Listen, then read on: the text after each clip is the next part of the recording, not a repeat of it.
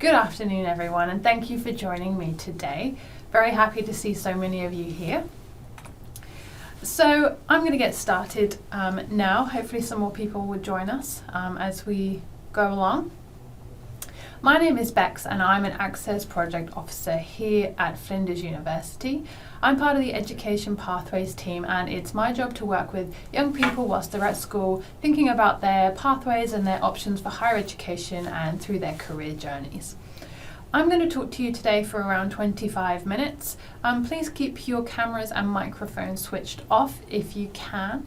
We do have a chat function today as well, so if you have any questions, please feel free to type them into the chat box. If you can type them to everyone, that means everyone can see them, just in case anyone has any similar questions. I will get through the presentation. I may leave the questions to the end, just seeing how we go. And if anyone has any problems hearing me, then there is a troubleshoot function on the WebEx website. That's where you'll get the best help. So we're going to kick off. Thank you for joining us today. Today we're going to explore a few different things. Firstly, we're going to look at choosing a path. Now, we all take different paths and it can be hard to know which one to take. We will talk through some of the tips that we have as to how you might go about choosing your path and which direction to go. We're also going to look at your strengths and how looking back at what you've done is really good at helping you figure out where you're going to go next and how you can move forward. We're also going to look at how and why we set goals to achieve the things that we want in life. We're going to look at careers, and we're going to look at what it might look like, the different types, and we're going to talk about where you can go to find out more about different types of careers that you might be interested in. And then finally, we are going to look at some of the things that you can do right now to plan ahead for your journey, the journey that comes next. So we are all on a journey through life. This journey will have twists and turns, and it will look different for all of us. Sometimes we might hit a fork in the road where we might have to make choices. Now, these choices are going to help us decide which direction we're going to go on our life journey. Some choices may be small, like what do we have for dinner or which road do we take to work. Now, some choices may be big, like what do we want to study at university, whether we want to change jobs, whether we want to move interstate. It can be hard to know how to make choices. It can be hard to know how to choose which path to take. Some people may already know which path they want to take, which direction they want to go. Perhaps if you're in high school, you might know what job you might like to do after school already. Some people will have no idea. And I remember feeling like that when I was at school. And that's okay as well, because you have lots and lots of time to decide. So, firstly, think back to the things that you've achieved. Now, these could be big things or small things. It's things that you're proud of, even if you think that nobody else would be. Secondly, think about the skills that you have. What are you good at? What do you like doing? This will give you some clues as to where your strengths are. Thirdly, make a list of all the things that you want in your future, things that you can see yourself having in your life at some point. Now, remember, it's just helpful to think about the things that you don't want as well as the things that you do. Next, set some goals. This will help us get to those things that we want in our future. And then finally, research your options and think about who can help you. It could be friends, it could be family, it could be a teacher if you're in high school, it could be people like me right here at Flinders University. We're here to help you think about your options and your pathways, and there are lots of people out there who can help you with this. Now we're going to look at doing some of those things. So, as I said, sometimes looking back at the things that you've done in the past can help you make decisions and help you move forward. So after this webinar today, I'd like you to make 3 lists on a piece of paper and answer the following 3 questions. Firstly, what have you achieved so far? So as we've already said, these have to be your own achievements by your own standards. And if you're proud of something, then make sure you put it on this list. Examples could be learning to swim, learning to drive, maybe winning a race or a prize, being on stage for something, maybe learning a language or graduating from primary school, high school, university, maybe having a family.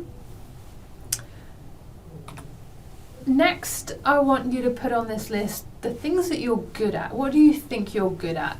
Now, this doesn't have to be subject-based. This can be absolutely anything. It could be a sport or language. It could be something like building things or constructing. It could be art or being artistic. Maybe you're really good at IT, or you have lots of different computer skills. It could be working in a team, maybe problem solving. Maybe you're a good listener. Maybe you're a good talker. Maybe you're really good at communicating, or maybe you're really good at helping others. It could be any one of these things. It could be all of these things. And then finally, I want you to put down, have a think about what you want in your future. Now, as we've already said, it can be helpful to think about what you don't want as well. It could be something you've wanted for a long time. It could be something that's new. And there's lots and lots of different examples here. It may be having lots of money. It may be having a big house. It might be owning your own house someday. It may be traveling. Maybe you want to travel to lots of different countries overseas. It may be having a family. It could be getting a pet.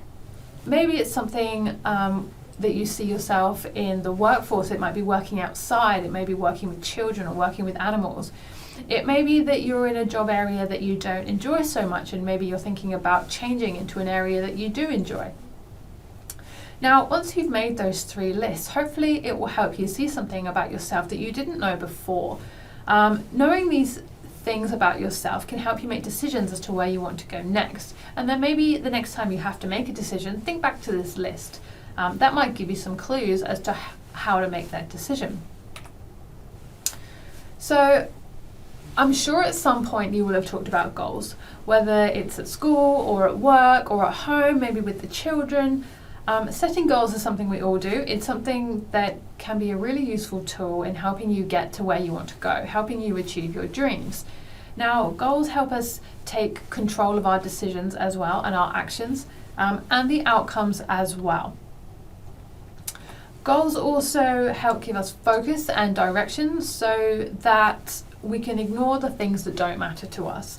They can also give us motivation so that we're able to achieve the things that we want faster. Goals can be long-term or they can be short-term. And sometimes if you get stuck setting goals, it can be helpful to set the long-term goals before you set the short-term goals. But remember that the short-term goals are going to be able to help you achieve the long-term goals. Now, your goal might be something that you want to do by the end of the day or by the end of the week, or it could be something that you want to achieve in the next 5 years. All of these are valuable, and all of them are going to keep you focused. Now, there is evidence to suggest as well that if you write your goals down and tell someone about it, then you're more likely to stick to them and achieve what you want to do. And remember that goals need to be smart to be achievable. So what does that mean? Well, the S stands for specific. Goals need to be clear, they need to be well defined. If your goal is vague, it's not going to give you much direction. The M stands for measurable. Now try and include something precise in your goal if you can. For example, saying I want to pass level 7 on a fitness beep test is much easier to measure than saying I want to increase my fitness. Now, the A stands for achievable. Make sure your goal is possible. If you've got no hope of achieving it, then you're setting yourself up to fail. Don't make them too easy. Give yourself something to accomplish. The R stands for relevant. Make sure your goal is relevant to your list of wants. So keep that list of things that you want in your future handy. Make sure your goal is relevant to that list. It keeps you moving in the right direction. If your goals are inconsistent, then you might waste your time spreading yourself too thin, spreading yourself amongst too many different areas. And then finally, make sure your goals are time bound. If you can, give yourself a deadline so that you can track your progress, and then you can celebrate your success once you've met your deadline. Deadlines can help us, they create pressure, and pressure can help us be more determined and motivated. So you're going to achieve your goal quicker, faster. So now that you've thought about who you are and what you might want in the future, it's a good time to think about what careers you might choose and how they can help you reach those goals. Now, you may be in high school thinking about what careers are interesting to you. You may be at university thinking about where you're going to enter the workforce. You may already be in the workforce and you might be wondering what your next move might be. So wherever you are in your journey, think about what the word career means to you, because it can mean something different to each of us. Now, for some people, a career might be a job, But for other people, it might be a journey through different jobs. Now, in the past, people have traditionally had one job, maybe a job for life.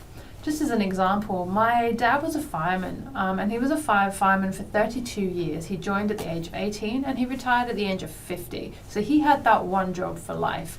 Now, this isn't the case anymore. People often have lots of different jobs over a lifetime. I believe in Australia, the average is about 12 jobs per lifetime.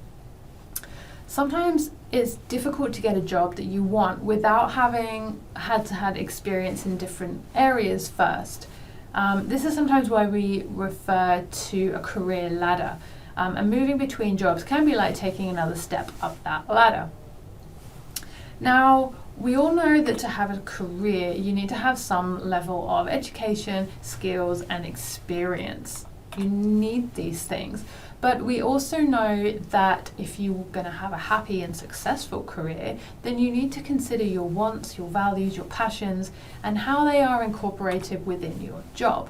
Now, you might find at the beginning of your career journey or at the bottom of that career ladder, you aren't able to incorporate your values, your passions, your wants as much as you want to. But over time, as you move through your journey or you move up that ladder, that's when you can start to incorporate more and more of these things. Now, there are many different careers and it's impossible for me to list them all. There are many different jobs in different areas and there's probably lots and lots that you don't know exist as well. So this is why we often split careers down into different typologies. This helps give you some direction as to what types of careers will be most applicable to you. So you're not wasting your time looking at thousands and thousands of different jobs. Now, I've used Holland's theory here to split all the careers up in the world into 6 different areas. There is some overlap, but hopefully this can help you focus on which areas are most applicable to you. So we're going to go through them one by one. So listen out for the area that's of most interest to you. Now, firstly, we have our creators. These are for people who are interested in creative jobs with some form of originality or artistic expression. So how do you know if you're a creator? Well, do any of these things sound like you? Are you someone who's creative or artistic? Do you like working in an unstructured environment? Are you someone who's imaginative? Are you individualistic? If these things sound like you, then maybe some of these areas will be of interest. And this is by no means a complete list. I've just picked out some of the things that perhaps you wouldn't have thought about before. Maybe graphic design or web design, maybe fashion design. It could be some form of writing or journalism or marketing as well. Perhaps some of these areas may be of interest to you. Now, our second group of people are organisers. These are for people who are interested in working with some form of order or methodology, or people who like following some form of procedure. Now, how do you know if you're an organiser? Well, are you someone who's well organised? Are you someone who enjoys following tasks? Are you a forward planner? Do you like to plan ahead? Are you someone who's efficient and accurate in the things that they do? Perhaps if that's you, then have you thought about some of these areas? Maybe event planning, maybe real estate, or being some kind of manager like a project manager, or it could be something in accounting or statistics as well. Now, our third group of people are our doers. These types of careers are for people who may be interested in building or working with some kind of tool or physical skills. So how do you know if you're a doer? Well, are you someone who's active and practical? Do you enjoy building or using your hands? Are you someone who's persistent and patient? Do you like using tools or different types of machinery? Well, have you thought about some of these? Perhaps firefighting or some sort of trade would be something that you were interested in. There's lots and lots of different trades out there. Maybe something in engineering, or it could be some form of transportation worker, maybe a pilot or a driver, or it could be something in the agriculture industry as well. So our fourth group of people are the helpers. These are for people who are interested in helping or serving others. So how do you know if you're a helper? Well, are you someone who's caring and kind? Are you patient? Are you someone who's outgoing and bubbly? Are you selfless? Do you put other people's needs before your own? maybe you would be interested in being a nurse or a midwife, or maybe a teacher in a school, or maybe a counsellor of some kind. It could be in a school, it could be in a hospital, it could be in a business. Or maybe something like occupational therapy would be for you as well. Now, our thinkers, these are for people who are interested in theory or research or some form of academia. Maybe you're someone who's logical or intellectual or academic. Are you good at solving problems? Do you like solving problems? Are you someone who's inquisitive and is always thinking about how or why something is done? Well, if that sounds like you, maybe you would be interested in engineering. Again, that's an area that there's a bit of crossover there, but engineering is, we definitely need people who are thinkers to be engineers. Or maybe something like an economist working with the economy, or a criminologist trying to understand why different types of crime happen. Or it could be something like software development, thinking up new ways of doing things.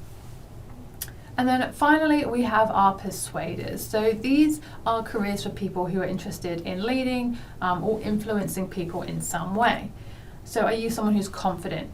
Are you a natural leader? Are you outgoing? Are you ambitious as well? Do you want to do well? Do you strive to achieve something? Now, areas that may be of interest for you may be something in management. It might be something like air traffic control, where you're controlling the airspace. It could be being a lawyer, of some sort of lawyer, maybe a barrister, maybe a solicitor. It could be something in sales as well. Now, think back to your list of achievements, your skills and your values, and think about which of these categories, which of these 6 categories might suit you best in your personality. Now, you may find that you fit into more than one, and that's okay, because it means that you've got multiple areas where you have strengths, and perhaps there's different areas that would suit you well as a person. Now, if you're in high school, think about some of the subjects you're taking and which ones suit you. Maybe think about the subjects you're going to be picking in the next couple of years and which ones are going to suit you the best. Now, if you're at university, think about some of the skills you've already developed and whether they fit into the career type that you aspire to be in. Now, as I've said, some people may have some idea about where they want to go, and that's great. Some people may have no idea at all, and that's okay too, because it's never too late to figure that out. And there are lots and lots of tools out there to help you figure out what to do. Now, I'm going to list some of the areas here. Job Outlook is a government tool that has a really, really good quiz on there that you can do. Now, if you answer honestly, it may help you figure out which career areas are going to be most suited to you. The My Future and the My Skills websites are also really, really good government tools. They have lots of useful tools on there as well. You can look at some of the career areas and the courses that you can study that can help you get there. Now, again, if you have some idea of where you might like to go, then make sure you jump onto the Flinders website as well and have a look at some of the courses that we have available here, because they will help you get to some of those areas. Not everyone finds their fit, and that's okay. Lots of university students start their degrees and then they change their minds and switch things up based on what they've enjoyed or what they've not enjoyed in their studies, and that's okay too. Here at Flinders, we make that process as easy as possible so that you're always supported in finding out who you are. And then finally, we're going to look at some things that you can be doing right now to start planning ahead for your journey. Now, times are tough at the moment. Some people may still be stuck at home, some people may not be, but remember that times are not always going to be this tough, and there are plenty of things that you can do right now to help you prepare for those brighter days ahead. Now, if you're in high school or maybe you're at university, set some study routines. Learning from home might be a whole new world. It might be something you found really difficult. Setting study routines, whether you're learning from home or whether you're at school, these can help you set some boundaries. And you might find that if you do this, you're able to study harder and achieve more in those set times. Take time to reflect on what you're good at as well. It's a really important thing to do. Now, if you have time, try making those 3 lists that we talked about earlier. And if you can, log on to the Job Outlook website and take the quiz. You might be surprised at what comes out. It might give you some guidance as to what to look at next. Or if you've already got some idea of what you want to do, it might help you reaffirm those ideas. Try setting some goals. Based on what comes out of the quiz and what's on your list of things that you want, set some goals for the future and remember to try and make them smart. And then finally, try something new. Now is a good time to be trying something new, even if you're stuck at home inside. There's plenty of online content out there, there's plenty of webinars that you can jump into, and you might find a new area of interest to you that you haven't thought about before. Then think about how you're going to spend your newfound freedom in the time ahead, and maybe think about joining some clubs, book clubs, walking clubs, football clubs, whatever interests you. Find people who are interested in a similar sort of thing to you. You might find that really useful. So thank you for joining me today. I hope that's been useful for you. We have a long list of webinars here at Flinders University. Make sure you jump onto our website at flinders.edu.au/webinars to have a look at the full list. And please be sure to register for anything that's upcoming so that we can send you the links as well. Now, if anyone has any questions, please feel free to contact us. There's a big team of us here in admissions who are happy to take your call and help you with thinking what your options are and sort of what the next steps that you might take would look like. Now you can call us, you can email us, you can also chat with us online. There's a new feature that's just launched. You can also book a one-on-one appointment. This may be over the phone, it may be face-to-face, and we can sit down with you, spend some time looking at your options, your pathways, and what those next steps look like. And if you can, spend a couple of minutes filling in some feedback for us. There's a link on the screen. That would be really, really helpful. Webinars is something that's fairly new to us, and so we're really keen to hear your feedback, and we'd love to think of some new topics that may be of interest to you. So feel free to nominate any topic that you've got in mind, and we'd love to have a chat.